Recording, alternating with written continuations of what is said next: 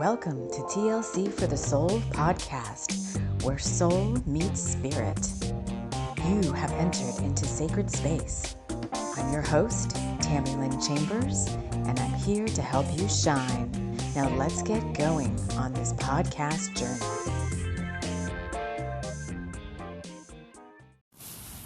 Hello, everyone. Hello. I'd like to talk about our special offers right now and invite you to join me over on Scribd. So as I'm recording this, we are closing out the beautiful month of November, and I just realized as I've recorded other episodes that my Scribd offer is actually better than I thought. So if you join me over on Scribd, which is kind of like a Netflix for books and audiobooks, you get 2 free months trial if you use the link in my show notes or the description of the show, wherever you find this. You get 2 free months, and I get then 1 free month added on to my membership. So I think that's a really nice reciprocity. That's why I kind of have been recommending them. They don't sponsor these themselves. I think that's very clever of them. Like they get the ad without the sponsorship, but I guess in a sense what they're giving is giving me, the person who's making the referral, the 1 month off of my 1 month free on my membership. So I really enjoy that. I think I've mentioned this before, but if you're a first time listener, so all the cool, new books and audiobooks that you're interested in are out there on Scribd. I've just found like 1 or 2 things that, have been recommended by someone to read that I have not been out there, but really everything that I've searched for is there, most in both formats. Like if there's an audiobook to the book, then that's typically out there as well. So, and then all of my books are out there on Scribd too. So, you can read all of my books for free on ebook format over on Scribd. The other special offer I have right now is all of my paperback books are on sale over on Amazon. It's really hard to kind of price them all the same because you have to work with printing costs and the size of the book matters and all of that, blah, blah, blah. But because I really just wanted to price them all like really low as a sale. But somehow that just doesn't work out because the cost to print them comes into play, and it's at least like $3 or $4 just to even print each book, which means I don't even see that. So most of them are $7.77, which is almost all the way down to wholesale, just like right above printing costs, with the exception of Kyanite Fairy Wing, which is a bigger book, so it costs more to print. I think she is $9.99, and for our December hello to the month of December that I'll be recording later on middle of next week, we'll be talking more about Kyanite Fairy Wing. So I hope you will join me in one of those places, either a paperback or over on Scribd. So thank you so much for listening. I can't get my phone. Is it this? Hello, everyone. Hello, and welcome to the podcast. This is the 4th installment in the Turkey Pot Pie series of Abigail Smile, the Spectre and Book Coven series. I think right now it's like the Coven series, and we're focused on Abigail Smile, who's part of the Spectre and Book Coven. If you're kind of wondering where this is going, and if you've been listening this whole month of November, then what I thought possibly would be the end of our story as it relates to Abigail and Dakar at the Argyle seems like it's going to carry over into December a little bit. So all of our characters, Maggie and Dwight and Lily and Lila, I think we've got a couple more weeks left of stuff going on with them, so probably till mid-December, and then that's when the show will take a little bit of a break for the holidays. So let's go ahead and get into the story. So when we last left off with Abigail, in Dakar. We were, where were we?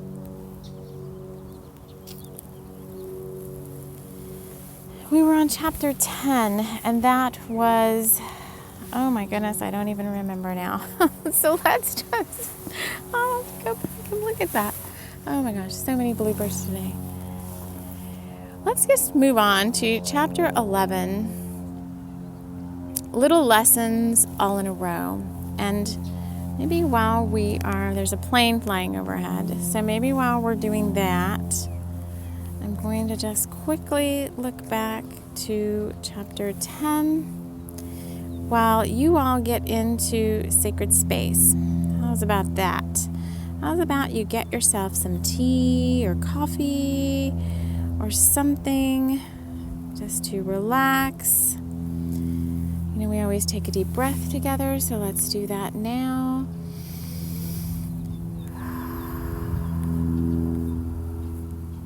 There's a little plane flying overhead. And when we last left chapter 10, Lily and Lila were waiting at the train station, is what was happening. And they realized that Dwight had an accident and he wasn't going to be showing up for a while. So let's just call in, for those of you, I like to talk to just really quickly about the different experiences you can have as you're listening to the story. Some of you just come here maybe for the story. Others come for, quote unquote, the ASMR. Maybe I call it, unintentional ASMR. We are outdoors again today. There's a bit of wind that you might hear. There was just, before I started recording this, like so many deer around me. Deer coming back from, their nightly wanderings. I don't know. There was like 3 buck and 2 or 3 female deer and some little baby deer. And I was trying to be so quiet so not to spook them, because if they get spooked, they can kind of run in the wrong way and kind of go in a direction that is not going to be for their best and highest good. So anyway, but we're here now. The other thing we can do as you are listening to the story, if you're interested in this, is just choose what I call the full experience. Inviting in any guides who might have messages for you as you're listening to the story.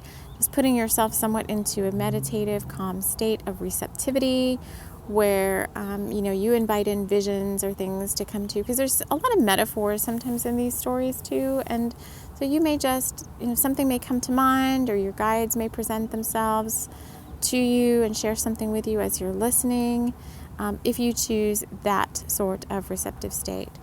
The other thing you can choose if you desire is more of like a healing receptivity. There's downloads and activations and light language that come through my voice, meant for healing, meant for activating, dormant parts of your DNA, meant to help in your awakening process if you're on the awakening or spiritual journey. So if that's also something you want, then choose that, or choose none of that and just choose to listen. Like, it really doesn't matter. There's no set way of listening. You can just kind of choose the level of experience that you desire. So without further ado, take one more deep breath and kind of get ready for reading. And there's a lot of car noises, giant trucks going by. And let me just get set up here. Hold on. Okay, back again. I like doing these audios, but sometimes, there's just things that come up. So let's go ahead and get into chapter 11, Little Lessons All in a Row. We have now entered the part of the story where you, dear reader, must use the power of your words to right the wrong that has been done here. We now have a very precarious situation in the forest, and through no fault of her own, Abigail has become involved in something that Dakar should really have warned her about way in advance. for seeming to have taken her along under the pretense of a nice, relaxing week seemed so out of what the original intention was. Was Abigail led along unknowingly, entering into some sort of enchantment spell right alongside Dakar, who unknowingly, we thought, had responded to some random ad to get him to the inn? Was everything really all connected, and could this really be some untimely end for poor Abigail? Let's flip the script, dear reader. What would be the ending that you would like to see happen? Would you want to see Dakar and Abigail have a beautiful, peaceful week at a secluded, romantic bed and breakfast? Them playfully running through the moors and making love under the duvet? Or would you prefer to see them embroiled in this drama? The bringers of the light ask you to choose in your heart, for as you are pondering which way to drive the ending, Lila and Lily Amberton had entered into some sort of trance state. They had been unknowingly called into action, and they had no idea what they were doing to help out here. Both girls sat motionless, eyes closed, and were being led by a stout but motherly good witch through the astrals by their etheric hands. They were then seemingly plopped down right in the middle of it all. What was left sitting at the train station only a vision of the girls. Dwight's 4x4 seemingly detained by some random accident, and Dakar seemed to be out of his own ability to do anything else in the matter at hand. But he knew better. He trusted in the light. He could see the bigger plan when others could not. He had, of course, been sworn to secrecy, and like some warlock 007, he had knowingly entered into this whole debacle. But why, you may wonder? And so we ask you to keep that under your hat for now, trusting that all will be revealed in right timing. Lila and Lily were etherically plopped down right in front of the taloned beast whom Maggie now called Dragor. Dragor eyed beautiful Abigail, no more impressed if she had been a deer or a wood nymph. "Okay, girls, it's time," Polly Willikers said, as it seemed that time had stood still right at this moment. "Just like we've been practicing at the academy," she said. Both girls joined hands and incanted together in sing-song. "By the power of 3, we are here to take thee out of this mess and back to the rest. You need to believe that the power of 3 can change everything, and so it may seem that this time the dark knows just how it goes, but we turned the clock back before this attack." 3 times they incanted the spell, just as Polly had been teaching them every night in dream time. She needed the power of 2 to make the power of this very special 3 spell. And at the incanting of the final verse, all time reversed. Both girls woke with a start, still sitting with their bags at the train station. Polly Willikers was returned to her bed with Scratchy by her side. Dakar and Abigail sat on the edge of their bed in room 251, both a little bleary-eyed and confused. Maggie Chalmers held up her hand to see a strange red mark on it. She felt funny inside. And Dwight had left the car by the side of the road to play innocently alongside the magic ones of the moors. Chapter 12. Lila and Lily. The train station captain approached the girls, who were still sitting at the station, even though the clock had struck 12 midnight. "Miss, are you expecting someone to pick you up?" he asked, hoping he wouldn't have to stay there much longer. He'd had a long day. "Our ride has been detained," Lily said, feeling tired herself. It was different working in the astrals with Headmistress Polly. She liked it, but she always felt discombobulated upon returning back to her body. "He's had an accident along the moors," she said with complete certainty. "We need to get to the Argyle," Lila said, feeling hungry again. "I think we'll need someone to take us there," she said, hoping there was someone so late. "We're far from home on holiday by ourselves." The station manager huffed a little, disconcerted by the apparent mishap. He would have to handle this. The last time he had ignored a lost child, he had paid dearly for his mistake. Lila and Lily gathered their things and followed the station manager out of the waiting area. "I want you girls to wait at the pub," he said. "I'm going to call this Argyle Inn, you say?" "Yes," Lila said. "They're expecting us." Mr. Carruthers called the pub manager forward, and asked her if she could keep the children there while they worked out the travel details. The inn was over an hour away by car, and no bus or taxi would go out there at this time of night. Too many superstitions along that trek of the moors. "I've heard all sorts of funny stories about that place," Mrs. O'Malley said to Clive, the station manager. "Why would two young girls be going there alone?" she asked. "Beats me," Clive said. "But there are, so we've got to handle this tonight." "Dearie, are you sure it's the Argyle?" Clive asked Lila. "Yes, sir," she said, feeling like she needed to lay down. "The Argyle with the ghosts." Both Clive and Mrs. O'Malley looked at each other with disdain. Who would send their children to such a place, they both thought. Clive pulled out his cell phone to let his wife know he'd be late. Mrs. O'Malley dialed the town registrant's office, hoping Peg, the telephone operator, would be on duty. "May I help you?" Peg answered. "Oh, good. Sorry to wake you, love," Mrs. O'Malley said. "We've got two young girls here needs to get to the Argyle. Can you please ring them up for me, dear?" "Hold, please," Peg said, looking up the number to the inn. "I'm connecting you now," Peg said, waiting for someone at the inn to pick up.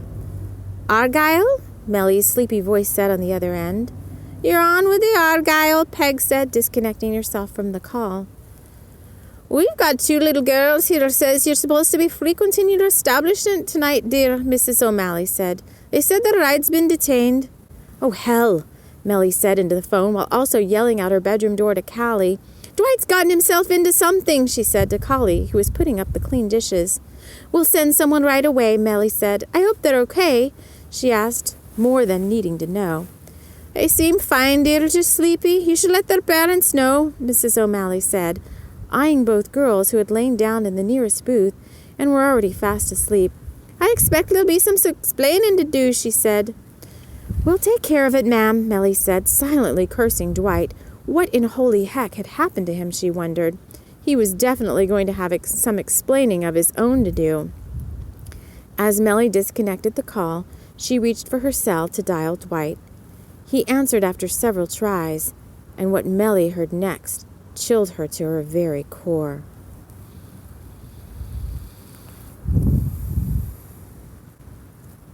Chapter 13. Dwight and Maggie. Dwight couldn't have cared less at the moment if his cell was ringing or not. With a half-hearted sigh, he answered the incessant ringing of the call. "What?" was all he said before dropping the phone down to the ground. Maggie stood before him, and she wasn't happy. "Dwight," she said in a somewhat beguiling tone, but one that he had known before meant she was bent on business. "You have greatly disappointed me. You had one task to get those girls to me, and at any cost, and I wandered out to find you here. What were you thinking?" "Ma'am, I'm sorry. It's just that I've been wanting to see them for so long now, and they were calling me to play. I couldn't help myself," he said, feeling a little nervous now. "You didn't cross the mistress." "Well, Dwight," Maggie said, already very upset and quite perturbed at the latest happenings at the inn. And to know those two girls were part of it actually made her more mad at herself than anything. How had she missed them? It was that Dakar. He did something to her, and she had almost had him and disposed of that meddling little witch he cared for so much. "I have a job for you, even if you haven't quite proved yourself to me yet," Maggie said, putting on the charm, although she felt nothing for Dwight. And she didn't want his soul, at least not yet. "Bring me the handbook and don't dawdle," she said, scaring the pixies away with a snarl and a wicked showing of her pointed and very scary teeth. She shifted back, showing Dwight her precious face, the one she knew he could fall for at any moment. All she had to do was put on the charm. "Well, okay, I guess I can do that," he said, not quite knowing where this was going. He thought he might actually have an upper hand on this one, though. "What's in it for me?" he said, wanting to secure his out if he could. For if he did this one last thing for her, then maybe she would let him leave. "I could let you leave with her," Maggie said, knowing full well he knew the her that she was referring to. "I'll let you both leave, together and unharmed." Dwight swallowed hard. "And all I have to do is get the book?" He wanted to make sure it was nothing more, like killing someone or something more sinister. He knew how Maggie's head worked. "I don't want to be involved in anything like that. Not anymore," he said, feeling terrible guilt about all the doings he had done for her in the past. "And you'll let us both go?" "Of course, love," Maggie said, laying on the charm now. "You can both go when and if you bring me the Handbook de los Santos. You and that charmer girl can go."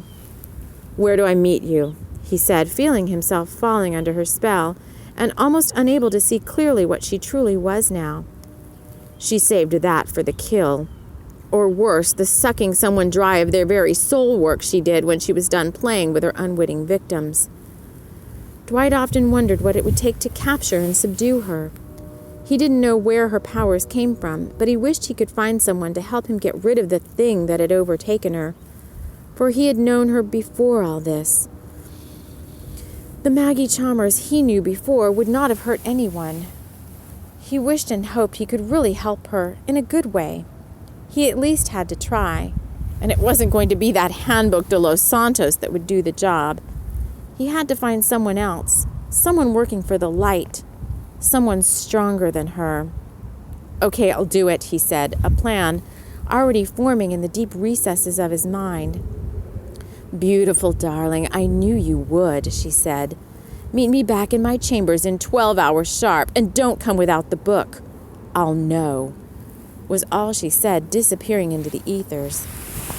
Dwight fished around on the ground for his cell and ended the call that was still on the screen, but not before Melly finished jotting down the notes she would need to send to the bringers of the light coven. Dwight really needed help, and he definitely couldn't work alone. Melly grabbed her keys and pulled the old Jeep out of the garage.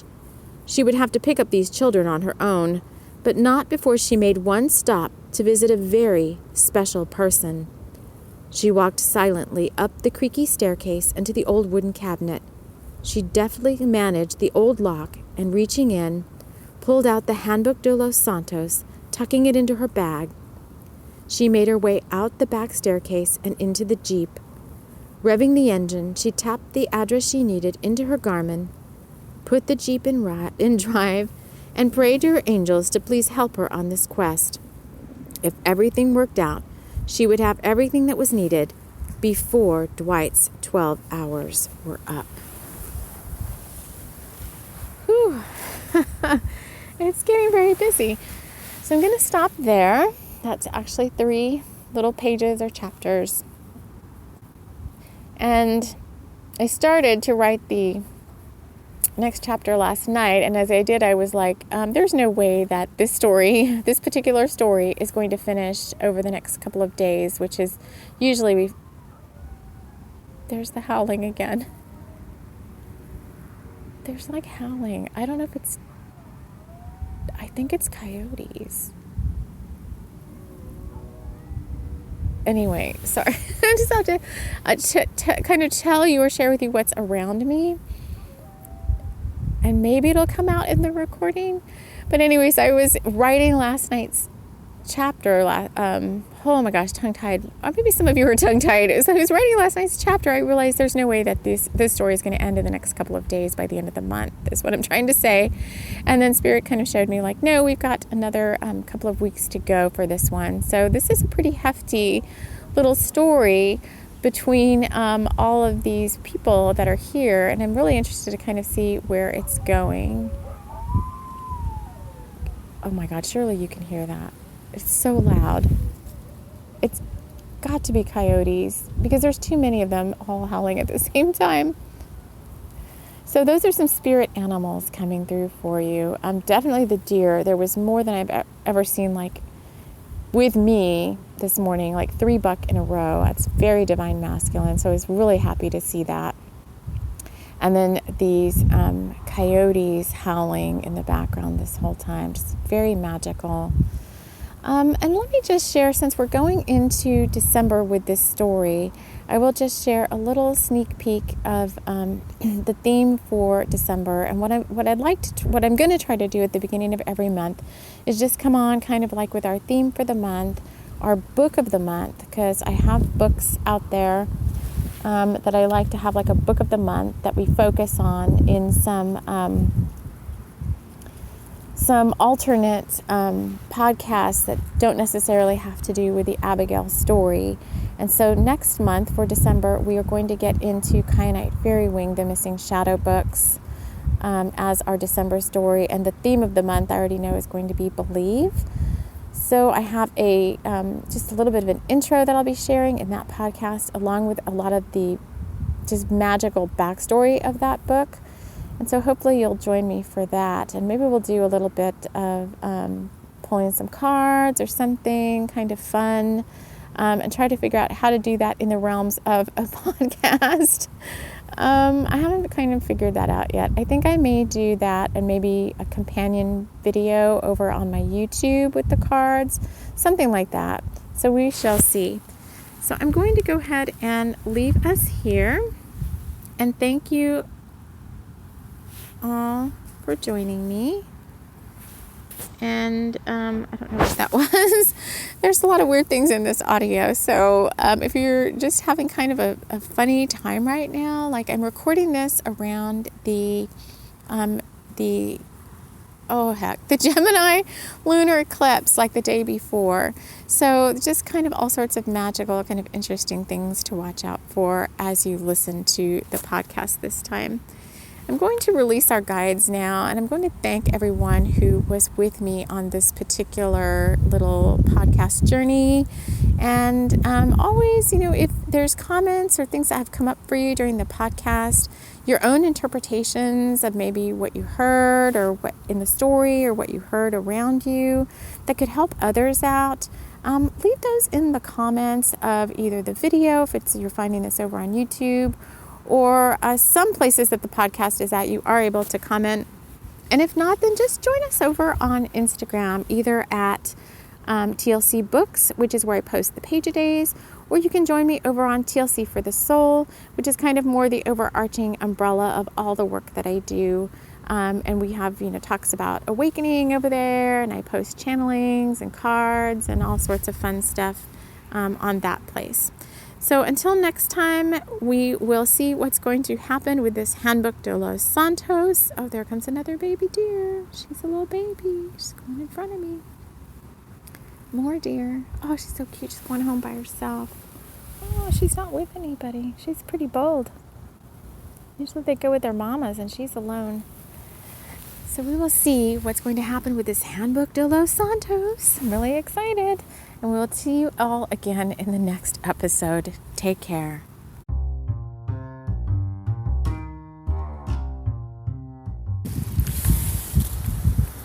And now a word from our sponsor. This episode has been brought to you by the Pixies of the Scottish Moors, inviting you to step out and enjoy the sounds, the feel, and the wonders of nature. Meet them outside the Argyle Inn B&B at Blue Pond Lake, or follow them as they dance through the moors each and every night, just waiting for visitors to join them and have fun in that sacred space. So thank you for joining us. We will see you again next time. Take care.